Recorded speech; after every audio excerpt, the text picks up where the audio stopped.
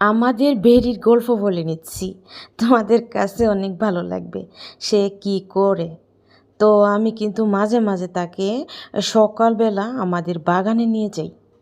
তো রাহিলের সাথে ঘুমায়। তো আমি মশারিটা একটু আগলা করে দিই, তারপরে সোজা আমার কোলে আসে।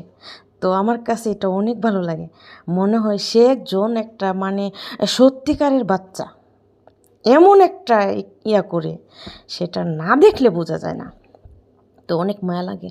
তো আমি যতক্ষণ সিঁড়ি দিয়ে যেতে থাকবো তার সাথে আমার গল্প, মানে একটা বাচ্চার সাথে ভালোবাসা কতটুকু থাকলে সেটা ফিল করে না অনুভূতি করে, সেটা আমি কল্পনারও বাইরে, ভাষায় প্রকাশ করতে পারো না। তো তারপর ছাদে গিয়ে আমি ছেড়ে দেব।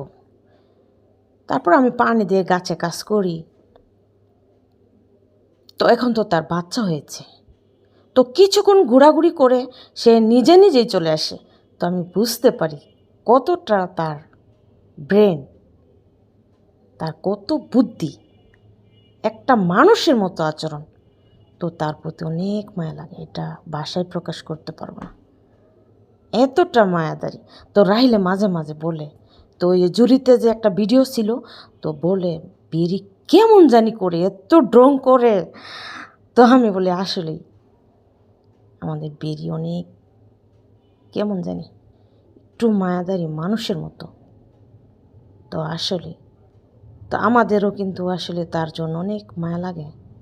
তো সে একটু আদর করলে, তো ইদানিং কিন্তু বাচ্চা হওয়ার পরে সে কথা বলে, এইটা আরও বেশি খুশি আমার কাছে। আমি অনেক খুশি।